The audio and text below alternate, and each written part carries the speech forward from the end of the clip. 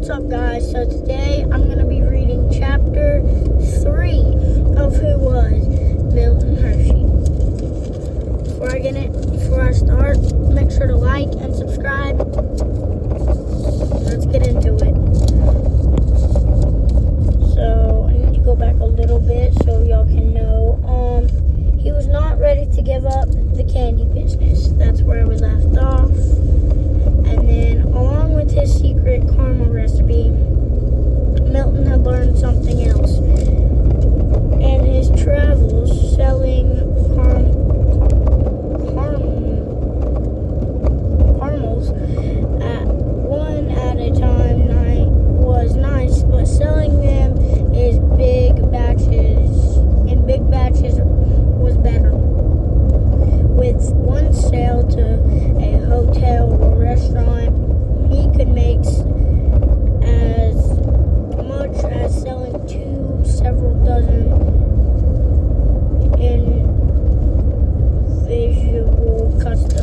individual customers.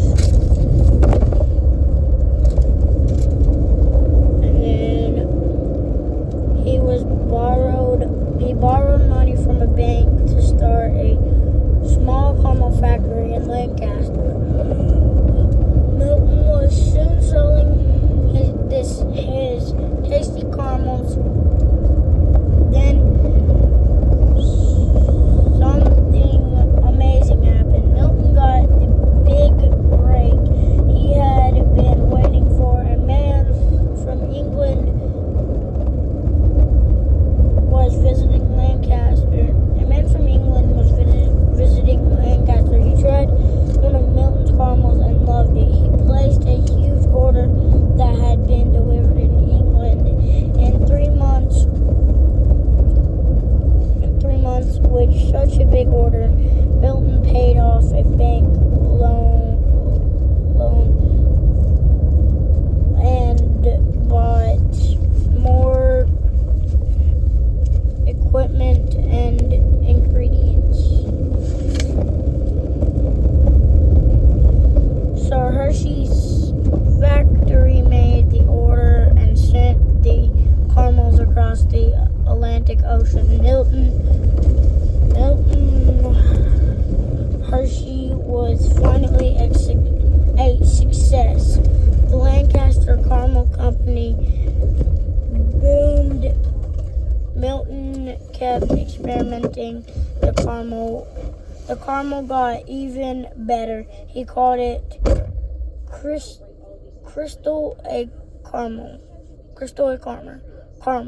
He sold huge amounts to stores, restaurants, delis, and more. Having his factory in Lancaster taught Hershey a few things about location. First, cows on Lancaster farms provided all the milk that he needed to make caramel. Also, Lancaster itself was near one of the new electric plants. So his factory machines had plenty of power. Railroads connected his factory to the places where the sugar and flavoring came from to make the candy.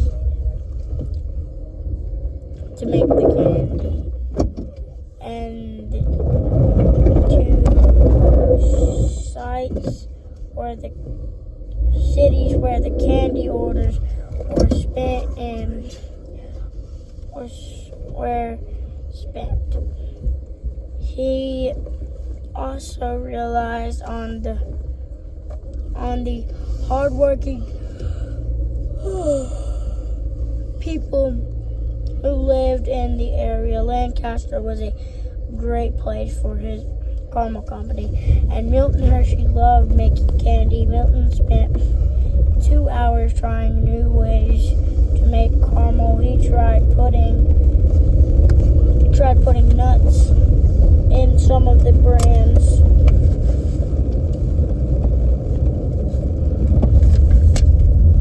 He tried icing. He even made some caramels that were less expensive, so more folks could afford them. Milton didn't just play the roles of. Hey, need some help? No, I had a plan. I got somebody with me. Milton didn't just play the role of boss either. He rolled up his sleeves and mixed caramel in huge vats too. He wanted to make sure his caramels were the best they could be. By the early 1890s, the company had 2 factories and more than 1,300 workers. Thanks to caramel and hard work, Milton Hershey was soon one of the richest men in Lancaster. He bought a big house for him and another one for his mother. He also made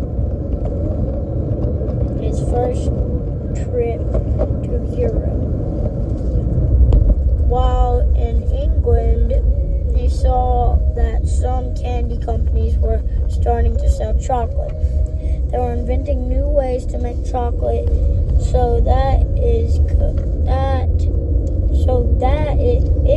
could be easily stored and sold. That got Milton thinking.